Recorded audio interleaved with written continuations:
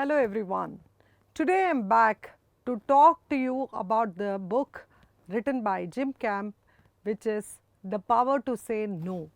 Okay, whenever somebody says no, we think that is the end of conversation. No, there is a chance to persuade, and that might become maybe. And then from there, if you persuade and say the positives or the performance or the solutions that you give, they might be a yes. So, every negotiation should not be a direct yes, because you will not be able to get what was advantageous or what was the benefits out of that yes. So, Jim Camp says whenever you start a negotiation, you have to start with no. There are two parties involved in a negotiation, that it might be for a business, it might be for a relationship, it might be for starting something new and brand new. So, all of us doesn't know the repercussions. It may work or it may not work, but it is always good to have negotiations started with saying what will happen if I don't pick up this opportunity. Okay? No. So, when you say no, the other person will say, okay, I understand it's a no, but these are the privileges available. These are the benefits available. So, he will start explaining to you what is the power of accepting his concept or his contract. So, Jim says whenever there is a negotiation, you should always allow the other party to talk first. Okay? The biggest challenge in negotiation is how much to talk, how much is too much. So, you should be very clear with your points, and you should not go overbroad or you should not make it saggy. Okay? So, you have to make it crisp and clear. So, always wait for the other person to take the first move. So, this reminds me of a story of a couple. This lady was very poor. This man was very rich but very arrogant. So, every time he used to say, you know, like he used to be very rude to that lady. You have to cook, you have to clean. He used to command and do all sort of things. So, he used to say, do you think, he was very old and she was okay in her middle age. So, you will say, do you he will ask her, do you think if I die I will leave you? Do you think you will be peaceful when I die? No, I will come out of my grave and give you trouble. That is what he used to say, and she used to say no. Every time he tells this, she will say no. So, he was a little upset about she telling no all the time, and he asked her, what is that, why do you say no? For that she used to reply, because I have a plan. When you die, I have a plan. Okay, that used to get that man even more frustrated, and he wanted to know what is that one thing which he has planned so that I cannot come back in the grave. So, he used to become more a kind of aggressive and say, I will dig my grave up and come and trouble you even after my death. Okay. One fine day that man passed away. So, all the rituals happened and stuff happened, and then that evening this lady was relaxing with a glass of wine. So, all her friends asked, how could you even relax with a glass of wine when your husband has promised that he will come dig and come out of his grave and give you trouble? We are all going to go away to our homes now and you are going to stay alone. What's going to happen? Are you not scared? Are you not feared? What is this? So, for that she coolly replied, he cannot come back. All of them asked, why? Why can't he come back? She said, because I have buried him upside down. If he is going to dig, he is going to dig down and go deeper and deeper into the grave, not upstairs. Look at her thought process. This is the negotiation she has done with her mind, that whenever he said he will dig the grave and come up, she has made up her mind that she will flip him so that he digs his grave and goes down. So, this is the power of negotiation that you give to your mind. You have to start saying no, and you have to have a clear plan, and it is not necessary that you have to let your plan no to everybody. Your plan is your plan. Plan is nothing. Planning is everything. So, be very clear that you have a plan, but you do not disclose your plan before the plan fructifies. So, she could have told him, no, no, I am going to put you upside down at the heat of the moment, but she did not disclose, she just said no. So, keep your valid points for yourself, keep your ideas for yourself, do not show people your plan, shock them with your actions, because nobody is bothered about the efforts, but everybody is bothered about your results. So, show them good results and show that you are a good negotiator. So, when we were discussing the insights of the power to say no, you should understand that there are two parties in this agreement, there are two parties involved. So, it is very important to understand the values, attitude and beliefs of the person who you are going to meet day in and day out, because getting along is very important when you are going to do business in real time. Suppose if you are going to meet in this nature of business every day, then what is that which is common between you? Is this business going to bring that kind of value add which you have thought of?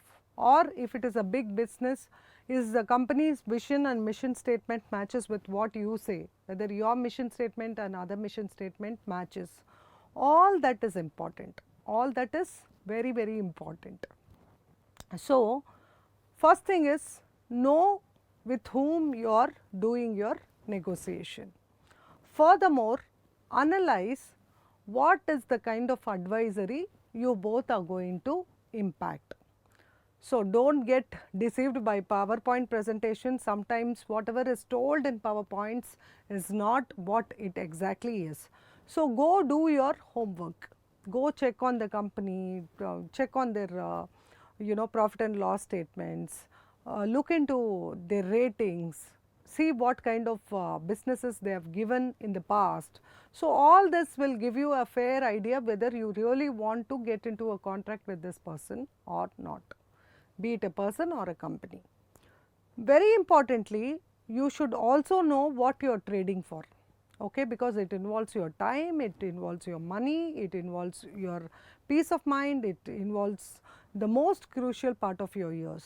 So, always go to a negotiation with the exit plan in mind. You have a plan, okay, what if this works and what if this does not work. So, you should be ready with that. Do not appear a kind of greedy or needy of that project. Appear cool, calm and composed. And like I said before, do not talk too much, listen more and then give away your valid points. See, who is a leader? When Nelson Mandela's father was leading a tribe, Nelson Mandela as a small child used to sit and look at his father.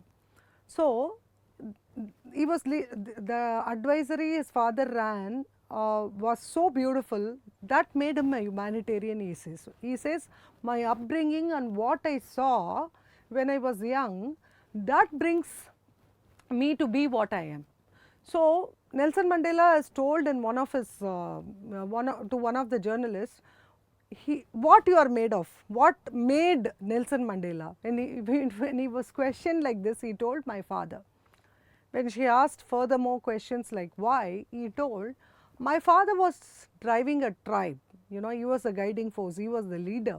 So, whenever there used to be a challenge or problem or a kind of confusions, my father used to call for all the board members or board of governors, and they all used to sit in a circle. It used to be a circle that they sit, and the last person to speak to would be my father. He will take the opinions, suggestions, apprehensions of all the people sitting, and after that only he will talk. So, my father was the last person in the room to talk, even though he is the leader, even though he is powerful enough to take decision, he will wait for others' opinions. So, when a leader gives away his opinion without consulting his team or committee, then there is no point in asking for them for what is your suggestion, isn't it? So, he used to keep quiet, he used to go one by one in the circle and ask what's your opinion, what's your opinion, what's your opinion, and he will also analyze pros and cons, and when he takes a decision, he will tell people why he didn't choose what was offered and why he chose what was offered. So, there he also doesn't give room to any partiality or anything. He will only go by the facts, and he will see the merits of the application. So, that is why his father was a very cherished leader of the tribe, and Nelson Mandela says that impacted him to be what he is, a great humanitarian who loves and calls for peace, who negotiates to each and every person for peace. So, when you are standing for something, stand even if you are standing alone. So, the negotiation should never appear that you are greedy, you are in want, your desperation, that shouldn't be put there. So, you should know, the other party should know that you are in a balanced mood. So, you are okay if you have it, it is okay if you do not have it. So, you are not showing your anxiety, you are neither you are becoming too happy about it, nor you are too sad. You are in a very calm and composed posture. That is how you have to go for the negotiation. So, Jim also tells that when you are having to go for a negotiation, always be prepared to know a little bit of history about whom you are meeting and why you are meeting. I started with that. So, you should know who the person you are going to be associated with, because even if it is crores of rupees, if that is not going to give you peace of mind and that is going to give you mental agony, my take is you should not be choosing it. You should do things that makes you happy. You must do things that take you to the next rung of the ladder. You have to have that kind of satisfaction of doing things. So, for that you should not compromise in your negotiations, and negotiations, the yes should not be based on some kind of pressure. See, it is always good to take problem to the table. How are you going to solve it? You need something to solve it, isn't it? A product is a solution that you are giving to some problem. Suppose if you are giving tuitions, you are giving tuitions for the children who need or who wants to excel in their curriculum, isn't it? Or you might be giving tuition to somebody who is not scoring so much marks, but wants to pass the examination. Each and everybody's need is different. Okay? Your business has to give solutions based on the requirement of your client. So, for that you need a problem. If you are solving that problem, that is your product, isn't it? That is the product which will exponentially grow and give you some drastic results. It will be a proven strategy to win. So, always think of win-win in negotiation. It should never be a win-lose, or it should never be a lose-win. It should be a win-win. That means both the parties should have grounds which will help them to go to the next step in their lives, in their business, in their opportunities. So, do not do any arm twisting because that person is very desperate for the project, or he has no choice, you are a giant and they are upcoming. Not like that. A negotiation will go forward and people will do things for you better if they know that you are respecting them. Respect is the most important attribute one should have in negotiation. You should respect the other party irrespective of what is their turnover, what is their nature or the establishment time. They might be new in the market, but they might have something which will solve the problems which is there for ages.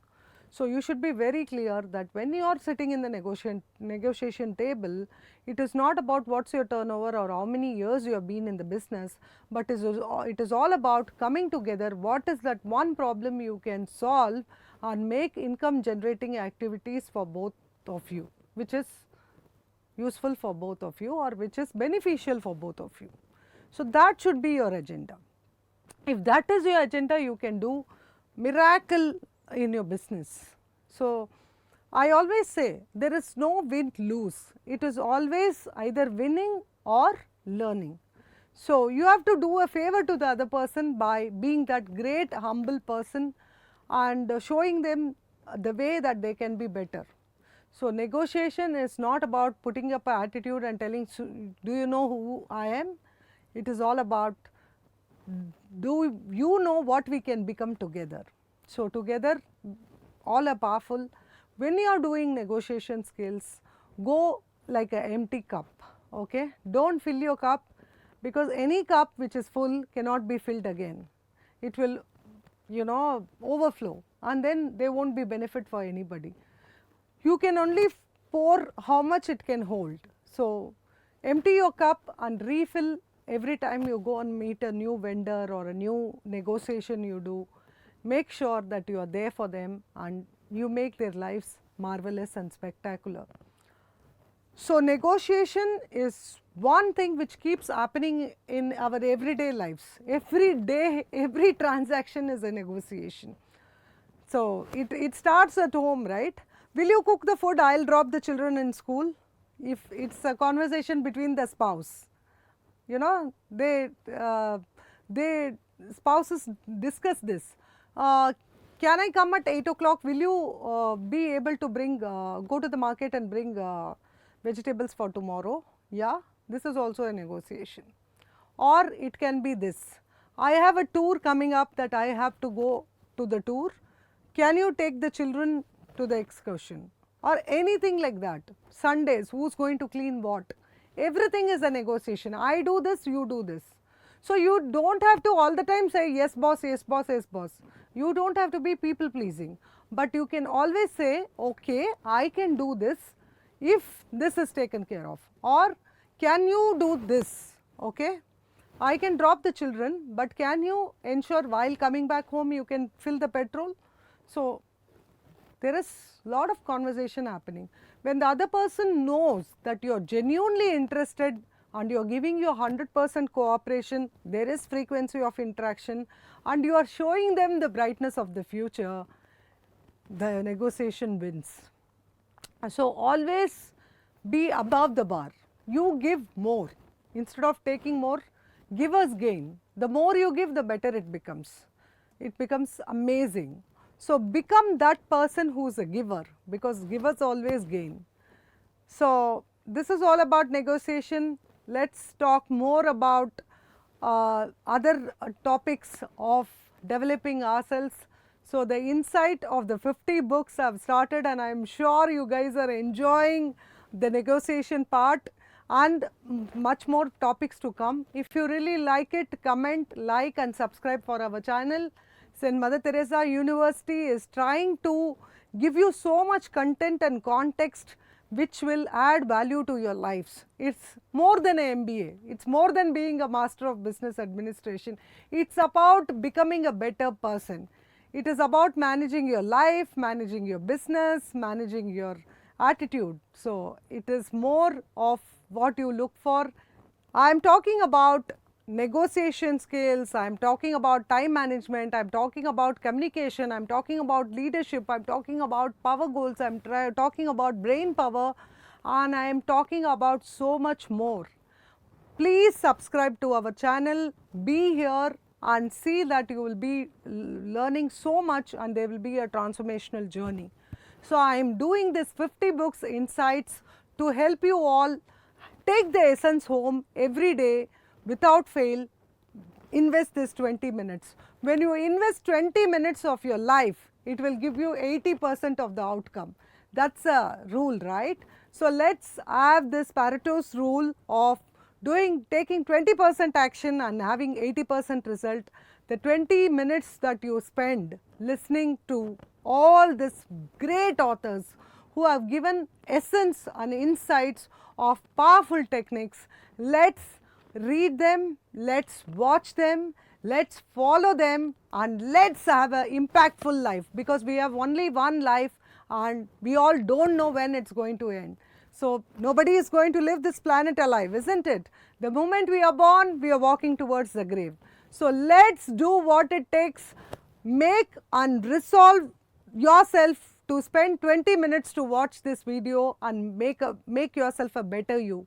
God bless you all. I love you. I am your program director, Dr. R Vijaya Saraswathy, and I love giving. So it is my gift to you all that you have to pick up, see, learn and apply. Thank you.